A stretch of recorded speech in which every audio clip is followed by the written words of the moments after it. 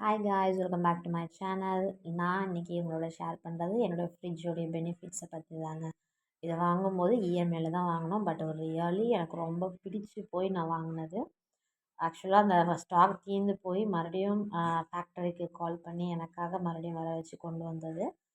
இதில் எனக்கு ரொம்ப பிடிச்சது என்னென்னா, தனித்தனியாக கம்பேர் பண்ணுறதுக்கும். டாப்பில் உள்ளது ஃப்ரீசர். நீங்கள் எந்த பொருள் வச்சிங்கன்னா மட்டும்தான் ஃப்ரீஸ் ஆகும், இல்லைன்னா ஃப்ரீஸே ஆகாது. செகண்டு நம்ம நார்மலாக யூனிட் இதில் 3 லேயர்ஸ்க்கு அந்த கிளாஸ் இருக்கும்.